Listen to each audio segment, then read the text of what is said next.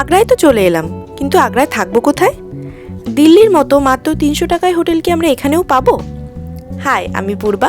তাহলে চলুন আজকে আপনাদেরকে আমাদের আগ্রার হোটেলটাই দেখানো যাক, যেটার প্রাইসও ছিল মাত্র 300 টাকা। তো আমরা আগ্রা ক্যান্টে চলে এসেছি এবং সেখান থেকে এখন আমরা আমাদের হোটেলের উদ্দেশ্যে চলে গেছি, সঞ্জয় প্লেস হলিডে হোম। এটা কিন্তু গভর্নমেন্ট হলিডে হোম, সেটা আপনাদেরকে আমি পরে দেখাচ্ছি। তার আগে একটা কথা বলে রাখি যে আগ্রা ক্যান্টে নামার পরে কিন্তু আপনাদেরকে প্রচণ্ড হ্যারেস হতে হবে, কারণ এখানে যে দালালরা থাকে তারা কিন্তু প্রচুর আপনাকে হ্যারেস করবে ফুল ডে প্যাকেজ নেওয়ার জন্য।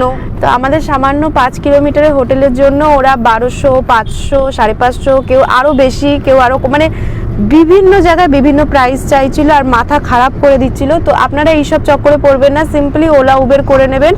আর আপনারা ওলা উবের খুব ইজিলি পেয়ে যাবেন, আপনাদের জাস্ট একটুখানি হেঁটে রোডে আসতে হবে, জাস্ট 2 মিনিটের ব্যাপার। তো আপনারা এইসব ঝামেলাগুলোতে পড়বেন না প্লিজ। তো চলুন। আগ্রায় 2টি সেন্ট্রাল গভর্নমেন্ট হলিডে হোম আছে। আমরা আছি সঞ্জয় প্লেসে, যেটি কিন্তু খুব ছোট একটি হলিডে হোম। এখানে 2টো ডাবল বেডরুম এবং একটি ভিআইপি স্যুট আছে। এছাড়াও আগ্রাতে সবথেকে বড় একটি হলিডে হোম আছে, তবে সেখানে আমরা বুক করিনি, কারণ সেটি তাজমহল এবং আগ্রা ফোর্ট থেকে প্রায় 12 কিলোমিটার দূরে অবস্থিত, যেখানে আমাদের হলিডে হোম সঞ্জয় প্লেস মাত্র 6 কিলোমিটার দূরে অবস্থিত। আর যেহেতু আমরা একদিন থাকবো, একদিন ঘুরবো, তাই জন্য আমরা যথেষ্ট কাছাকাছি থাকারই চেষ্টা করেছি। আসুন, এই হচ্ছে আমাদের আগ্রার হোটেল। হোটেলের রুম দেখুন, বিশাল বড়, মানে আমরা দিল্লিতে যে রুমে ছিলাম সেই রুমের থেকে অনেক বড়। এই রুমটায় ঢুকেই একটা ডাবল বেড আছে, ডাবল বেড, আর ওদিকে 2টো সিটিং আছে, সোফা, এখানে একটা ব্ল্যাঙ্কেট রাখা আছে।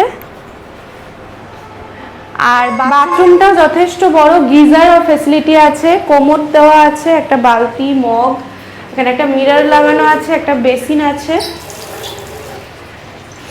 সমস্ত কিছু পয় পরিষ্কার আর সাইজে অনেকটাই বড়। এখানে একটা র্যাক দেওয়া আছে জামা কাপড় রাখার জন্য।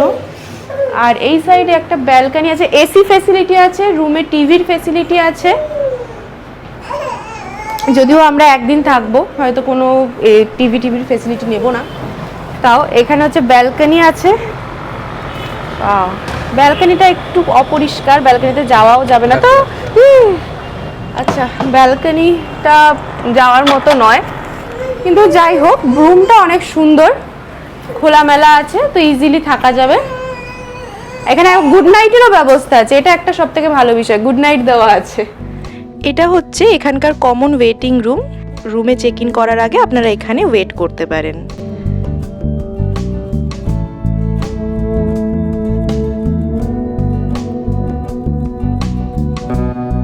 আগ্রায় এসেই বেরিয়ে পড়লাম আগ্রা ভ্রমণে।